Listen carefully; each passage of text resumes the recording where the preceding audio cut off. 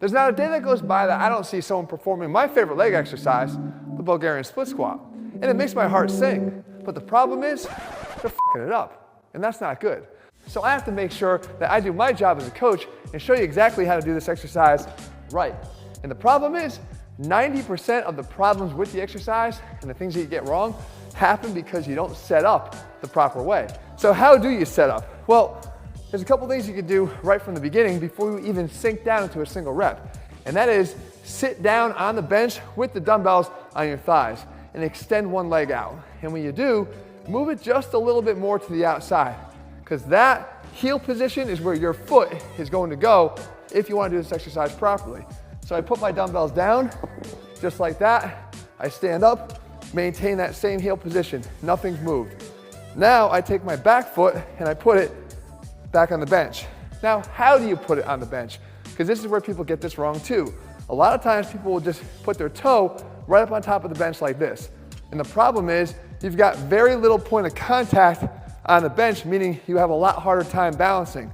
If you could just turn your foot like this, now you've got more contact area with the foot, which gives you more balance. The second thing is, by getting into this position here, rather than straight down on the bench like this, you don't have to have that plantar flexion requirement in range of motion that you might need to do this way.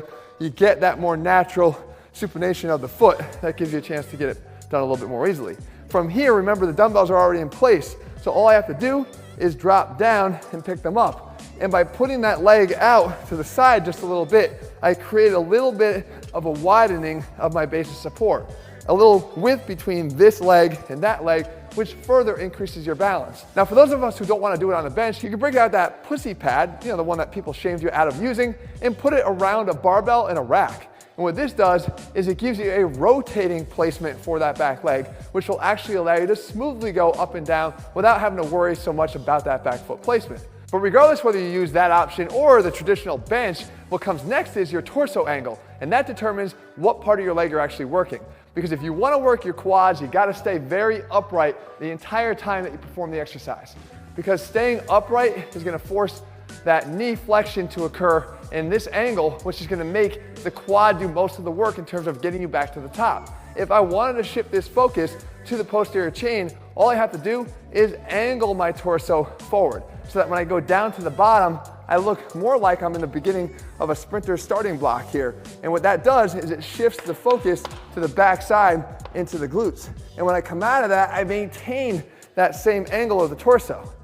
Now, as far as depth goes, you want to make sure that you're going down to the ground with the dumbbells, but you don't want to rest down there. So if I get down to the bottom and I let go, we don't want that because you're taking the tension out of the working leg. So I just want to be able to make contact here, but still support the entire weight of the dumbbell in my hands, and then push up.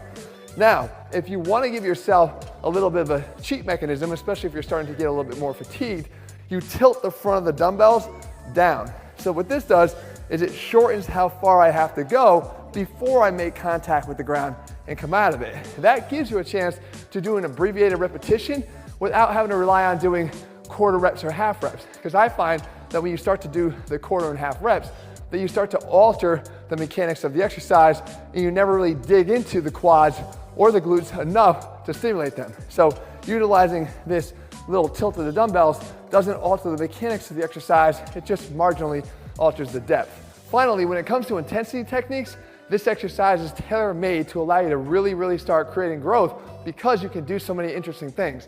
First of all, paused reps in this stretch position. The second thing, you can do 1.5 reps, which is going to accentuate the time that you spend under tension in that stretch position. Thirdly, you can do explosive repetitions. You can even drop the weight altogether and perform these as one-legged plyo Bulgarian split squats. The options are endless, guys. The fact is, it is my favorite leg exercise for a reason because of how multidimensional it is. If you want to know how to do not just this, but a face pull or a lat pull down, you can check those videos out here. Click subscribe and turn on notifications so you never miss a video when we put one out. All right, guys, good luck. I hope this helps. See ya.